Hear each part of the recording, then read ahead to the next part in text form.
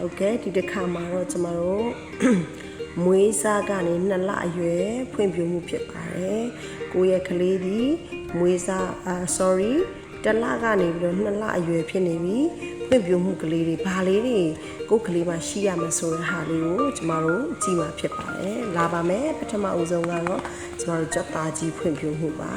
ကြက်သားကြီးဖွံ့ဖြိုးမှုမှာဆိုလို့ကျမတို့ပေါင်းရဲ့အနေထားကနေပြီးတော့45ဒီဂရီအထိ3စက္ကန့်လောက်သူကကလေးကခေါင်းထောက်နိုင်ရမယ်ပေါ့နော်ကြက်သားရဲ့ဖွံ့ဖြိုးမှုမှာဆိုလို့ရှိရင်လည်းကျမတို့မျက်နှာနဲ့30စင်တီမီတာဘေးနဲ့ဖတ်180စင်တီ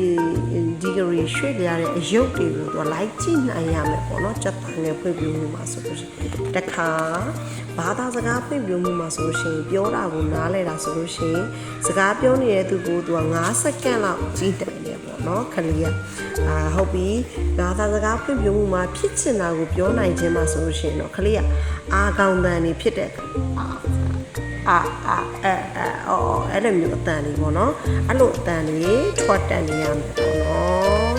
ခလေးကပြီးတော့နောက်တစ်ခါမှာမိမိကိုယ်ကိုစောင့်ရှောက်နိုင်ခြင်းလူမှုဆက်ဆံရေးပြုလုပ်နိုင်ခြင်း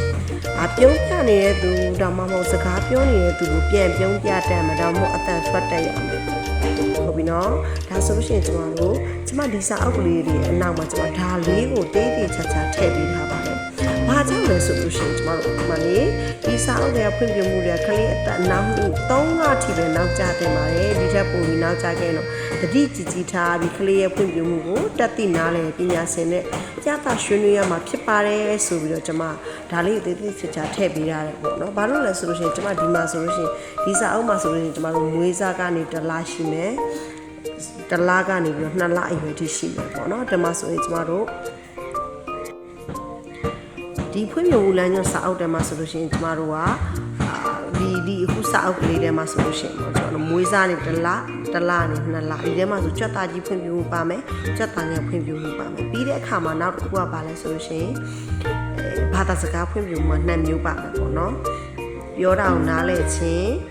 ဖြစ်ချင်တာကိုပြောပြနိုင်ခြင်းမိမိကိုယ်ကိုစောင့်ရှောက်နိုင်ခြင်းလူမှုဆက်ဆံရေးပြုလုပ်နိုင်ခြင်းဒီအချက်လက်တွေပါမယ်ပေါ့အဲ့ဒီအချက်လက်တွေနဲ့ကိုယ့်ရဲ့ကလေးကိုယ့်ရဲ့ baby လေးတွေကိုအဖွံ့ဖြိုးမှုတွေတိုက်စစ်နိုင်အောင်ကျွန်မဒီကနေ sharing လုပ်ပေးခြင်းဖြစ်ပါတယ်မိမိတို့အတွက်လည်းအထောက်အကူဖြစ်မယ်လို့မျှော်လင့်ပါတယ်ကျွန်မတို့ဒီချက်ချက်မှာကလေးစိတ်ပညာသူ့ပြန်လောက်ကန်ရဝင်ဒီတရားဖြစ်ပါတယ်ကလေးတိုင်းက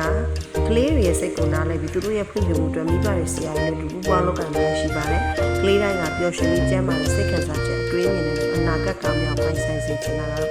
ကျွန်မရဲ့ချက်ပါကျေးဇူးပါ